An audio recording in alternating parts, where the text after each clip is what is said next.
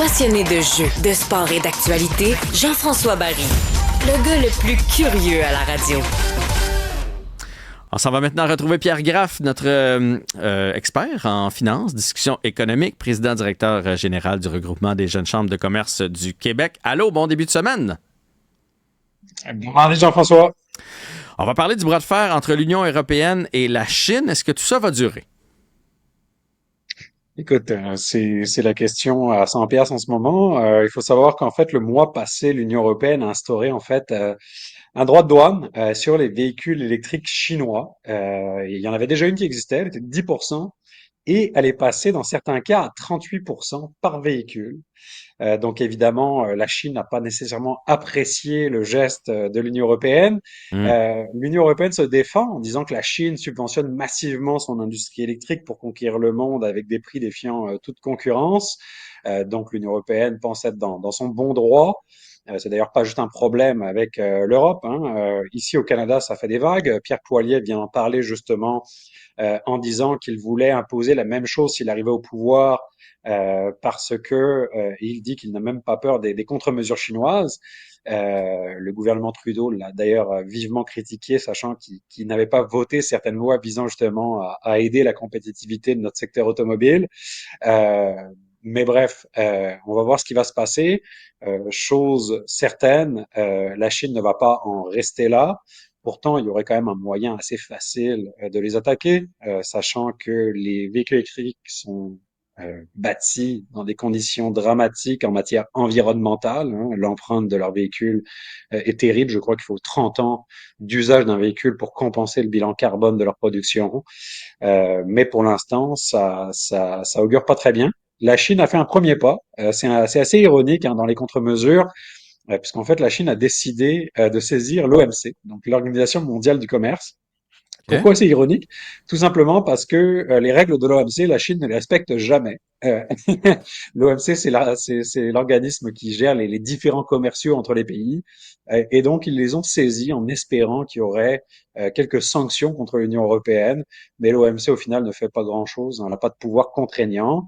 Et je pense que ça va pas durer du tout, parce qu'une fois que l'OMC va ou non se saisir de ce différend, Hmm. arriver avec des solutions, ça suffira pas. Et donc, dans ce temps-là, la Chine va sortir ses muscles.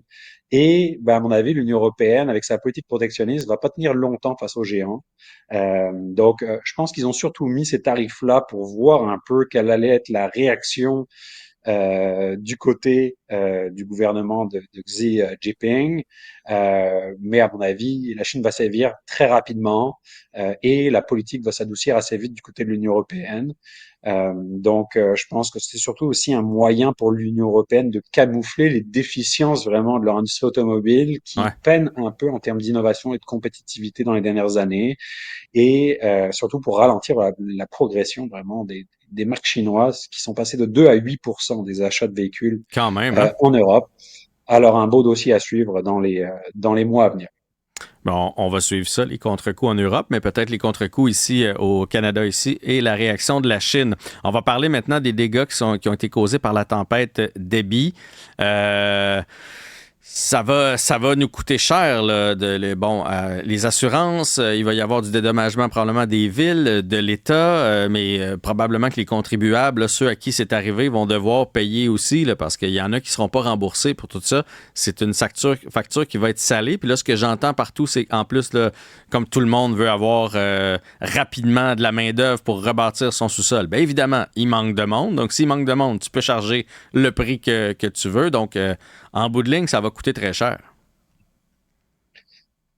Assurément, écoute, j'ai vraiment une pensée pour tous les sinistrés à travers le Québec. C'est vraiment une situation extrêmement difficile. On attend les estimations, mais il faut savoir qu'actuellement, on a déjà une quarantaine de villes qui sont quand même durement touchées par les pluies torrentielles qui sont liées en fait au reste de la tempête Debby qui a frappé vraiment les États-Unis. On a vu des scènes d'inondation très locales à Montréal, à Laval, et d'autres beaucoup plus étendues comme à Louisville. Et on compte déjà, évidemment, ça va monter dans les prochains jours, là, mais 1000 maisons solidement endommagées. Mhm. Et c'est sans compter les dommages justement comptés aux infrastructures, donc les ponts, les routes qui se sont affaissées, les lignes électriques coupées. Et donc, ça va coûter très, très cher aux contribuables, parce qu'il va falloir réparer tout ça. Et pour les particuliers, évidemment, il y a toujours des parties qui ne sont pas prises en charge par les compagnies d'assurance. Ouais. Sans surprise d'ailleurs, leurs centres d'appel sont inondés d'appels en ce moment, si je peux me permettre le terme. Ça va se répercuter sur les primes d'assurance globales. Euh, En 2023, pour te donner une idée, Jean-François, juste au Canada, les réclamations pour des dégâts causés en raison d'événements climatiques extrêmes, ça a coûté 3,1 milliards de dollars. Hum. Et ça, c'était seulement la quatrième pire année pour les assureurs en termes de réclamation. Juste au Québec, en Ontario, c'est 700 millions qui ont été réclamés. Donc, ça fait quand même pas mal d'argent par tête de pipe. Ben ouais. Et ça ira pas en s'améliorant, parce qu'on sait qu'évidemment, que les changements climatiques, des tempêtes de même, il va y en avoir de plus en plus. Donc, les primes risquent vraiment de continuer à monter et il faudra s'y préparer. Oui, puis c'est parce que ça change la donne. Parce que, tu sais, les assureurs, là, maintenant, ils peuvent voir là, s'il y a déjà eu des dégâts d'eau dans notre région, si nous-mêmes, on a déjà, pour notre maison, eu affaire avec eux pour les dégâts d'eau. Sauf que là, dans ce cas-ci, là, j'entends plein de monde où je vois, où je lis des gens qui disent nous, c'est jamais arrivé. Là. Ça fait 27 ans qu'on habite dans notre maison, c'est jamais arrivé. Et là, ça arrive. Donc, les assureurs peuvent plus nécessairement se fier aux probabilités. Et évidemment, ils vont nous pousser leurs factures. Là. Ça, c'est sûr et certain. Il y a une adaptation du côté des compagnies d'assurance, clairement, puisque, comme tu le dis, hein, il y a peut-être à l'avant des zones inondables qu'on connaissait. Il Mhm. y a eu des inondations, les gens devaient quitter ou sinon accepter les pertes. Maintenant, c'est possible qu'il y ait de nouvelles zones qui soient à risque, qui ne l'étaient pas auparavant. Et ça, forcément, ça va être calculé par les compagnies d'assurance dans leur probabilité. Et ça va se refléter immédiatement sur le prix, donc pour les assurés. Donc c'est vraiment une situation qui est complexe, hein. D'ailleurs, le secteur de l'assurance, qui est un secteur d'ailleurs qui pèse très lourd dans l'économie du Québec, est en train de s'ajuster. Et forcément, c'est sûr que pour le consommateur, c'est moins agréable.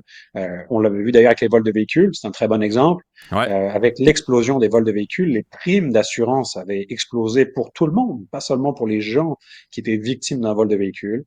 Malheureusement, pour les catastrophes liées à des événements climatiques extrêmes, ça va être le même phénomène. Et malheureusement, comme je l'ai dit, ce sera vraiment le consommateur le grand perdant dans ce cas-là.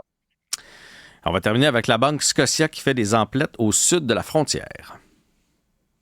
Oui, la Banque Scotia donc a décidé d'investir une rondelette somme, 2,8 milliards de dollars US pour acquérir Quand même, hein? 14,9% de la banque américaine KeyCorp. Donc vraiment cette prise de participation qui va se faire en fait en deux transactions, une première tranche de 800 millions US pour 4,9% et un autre 2 milliards donc en 2025 pour 10%.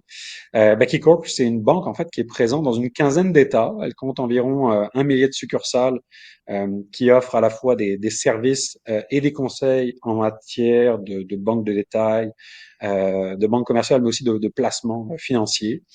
Et donc, le PDG de la Banque Scotia a vu d'un bon œil cette acquisition, cette prise de participation, en raison des synergies qui vont permettre en fait un rendement immédiat selon eux, donc à très court terme pour leurs actionnaires, en plus d'offrir vraiment des perspectives qui sont attrayantes sur le corridor Mexique-US-Canada, parce que la Scotia était déjà présente dans les trois pays, mais là, ça va vraiment permettre de renforcer vraiment leur position.